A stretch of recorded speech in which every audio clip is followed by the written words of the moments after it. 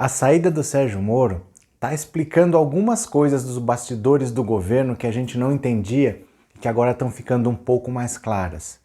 Primeiro, o Sérgio Moro não saiu do governo simplesmente por causa da demissão do Valeixo e a nomeação de um novo diretor por Jair Bolsonaro ter acesso às informações.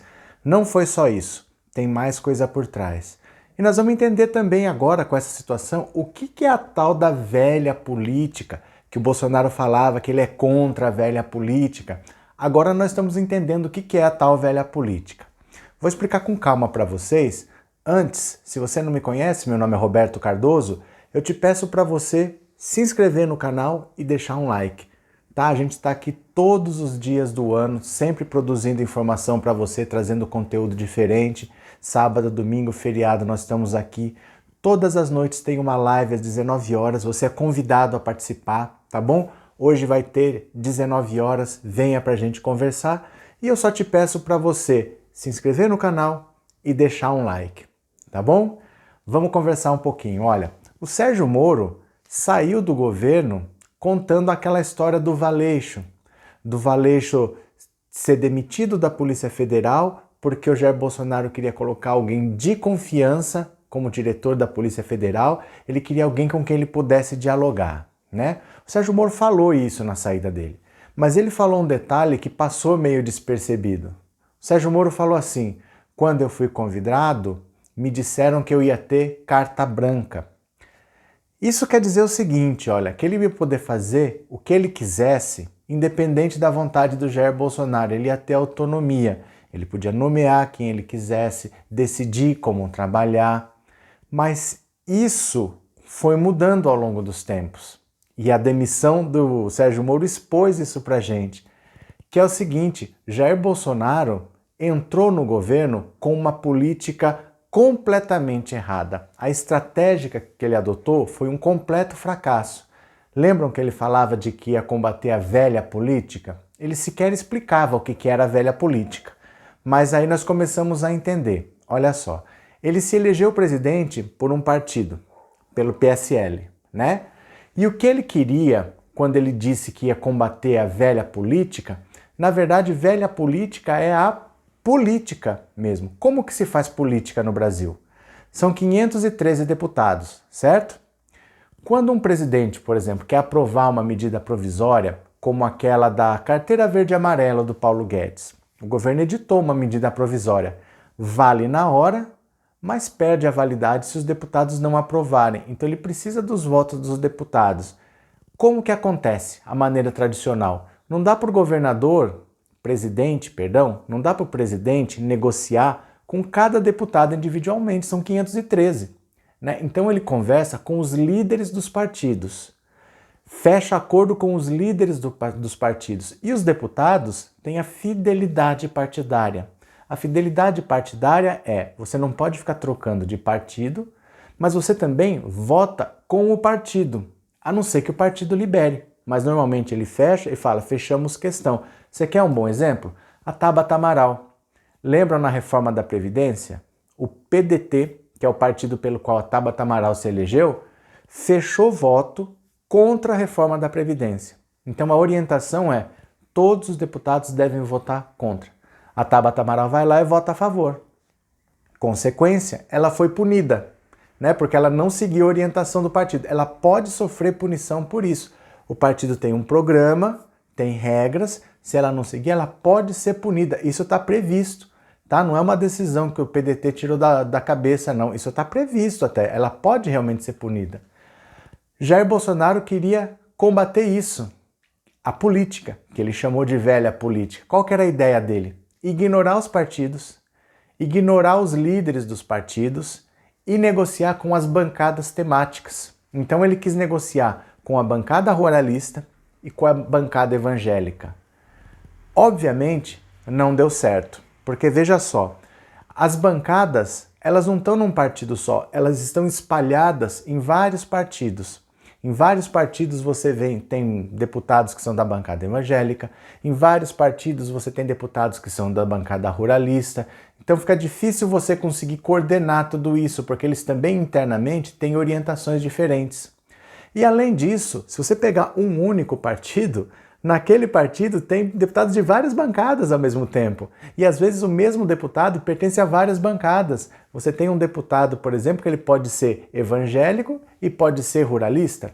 E você tem no mesmo partido bancada da bola, bancada da bala, bancada ruralista, bancada evangélica, no mesmo partido. Então é lógico que essa ideia de conversar com bancadas temáticas e não com os partidos não ia dar certo. E não deu certo.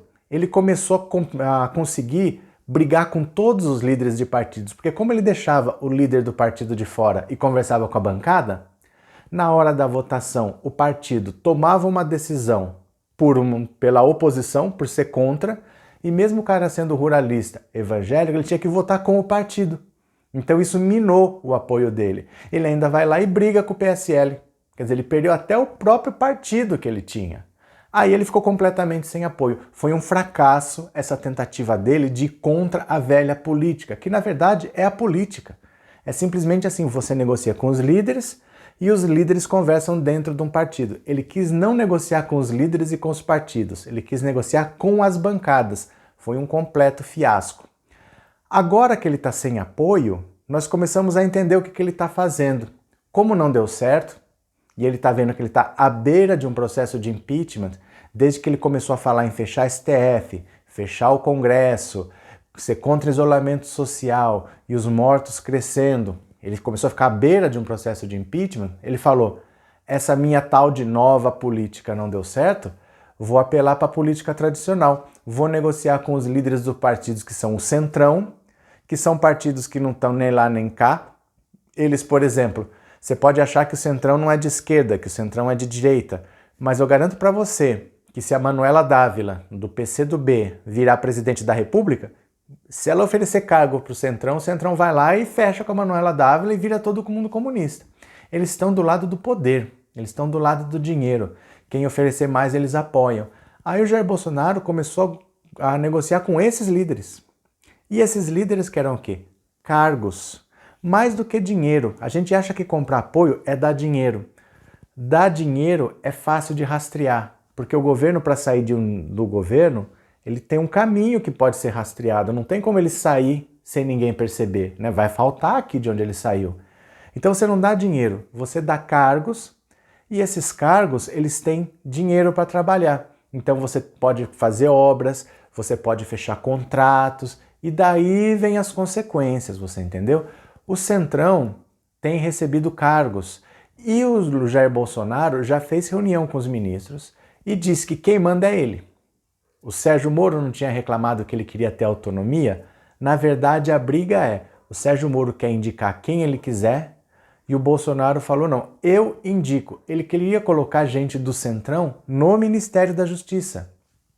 E esse foi um dos grandes motivos do Moro ter saído, porque ele queria lotear todos os ministérios possíveis com cargos de segundo, de terceiro escalão, com gente do Centrão. Então, olha só, vamos dizer assim, o Porto de Santos, né? Porto de Santos não é ministério, mas tem cargo de confiança lá. Ele quer dar esses cargos para o Centrão. A FUNASA, Fundação Nacional da Saúde, ele tem cargos lá que ele quer dar para o Centrão. Ministério da Justiça, vários cargos ele queria dar para o Centrão. Ministério da Economia, vários cargos ele quer dar para o Centrão e é por isso que o Paulo Guedes está na rota para sair.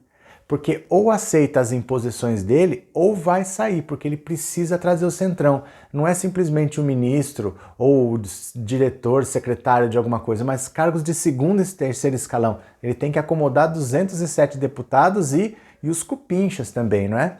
O Ministério da Educação, do Weintraub, é outro que está com o pé fora, porque setores estratégicos ele quer passar para o Centrão. E setores estratégicos é onde está o dinheiro. Entendeu? Então, se o Weintraub não ceder, ele também está fora. Bolsonaro já disse, qualquer ministro que não ceder ao que ele quer fazer, corre o risco de ser demitido. Regina Duarte. A Regina Duarte é um caso interessante porque ela não é ministra, ela é secretária. Mas ela só é secretária porque o Ministério da Cultura foi transformado em secretaria. Era um ministério. Então ela tem status de ministra, ela tem uma secretaria com uma verba muito grande, porque era um ministério, não era uma simples secretaria. Então ali também ela está sofrendo de dois problemas, porque ela acabou de chegar.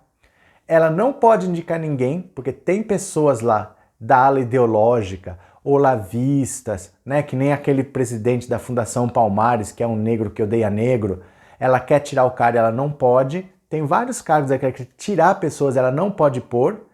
E mesmo cargos assim que ela não queria mexer, mas Jair Bolsonaro quer colocar gente dele.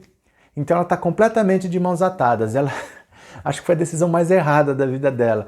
Ela foi para uma secretaria em que ela não vai poder tirar ninguém e ainda vai ter que aceitar as indicações que o Jair Bolsonaro quer pôr. Ela vai ter que conviver com os olavistas que já estavam lá e mais gente que o Jair Bolsonaro vai enfiar na secretaria dela. Então ela também está com o pé fora do governo. Então olha só, desde que o Sérgio Moro saiu, nós começamos a entender duas coisas. Não é simplesmente uma questão de o diretor da Polícia Federal. Por trás disso, tinha vários outros nomes que o Jair Bolsonaro queria enfiar no Ministério da Justiça goela abaixo, porque ele precisa agora acomodar o Centrão. E também isso está acontecendo no Ministério da Economia, no Ministério da Educação. A maioria dos ministérios que você pensar, ele está colocando gente do Centrão para poder ter apoio. A velha política, descobrimos agora o que é. A velha política, na verdade, é a política, que é muito estranho um cara que foi deputado por 28 anos, saber como as coisas funcionam e achar que vai fazer tudo diferente. Foi um fracasso. Ele não quis negociar com os partidos, ele quis negociar com as bancadas. Isso foi um completo fracasso. E agora, para não sofrer impeachment, ele está precisando enfiar o Centrão em tudo quanto é vaga que ele tiver, porque são 207 deputados, e mais os cupinchas que ele tem que pôr em secretaria, em delegacia especial e não sei o que, não sei o que. Ele vai ter que acomodar essa gente toda. Um ministro que não aceitar está com o pé fora. Ele não tem mais opção, porque ele está às beiras de um impeachment, ele precisa trazer esses votos. Então Paulo Guedes está na reta, o Weintraub está na reta, Regina Duarte está na reta, e qualquer ministro que não aceite as imposições dele está com o pé fora. Acredite vocês ou não, esse era o cara que disse que ia acabar com a mamata, que não ia fazer o toma lá da cá e que ia ir contra a velha política. Eu não sei quem acreditou que Bolsonaro ia lutar contra um sistema do qual ele se beneficiou por 28 anos. Um sistema no qual ele colocou todos os filhos que tinham idade para estar lá. Não sei quem foi ingênuo a esse ponto de acreditar, mas tá aí o resultado. Bolsonaro praticando toma lá da cá, comprando apoio para se segurar no governo como ele puder. Tá certo, meus amigos? Então, por favor, se inscreve e deixa um like. Você está convidado a participar às 19 horas hoje da nossa live, tá? Todos os dias tem. Compareça que se você vier, você começa a vir todo dia porque você vai gostar. É um bate-papo muito bacana, a gente interage pra caramba. E eu vou parando por aqui. Um grande abraço para vocês e eu já fui.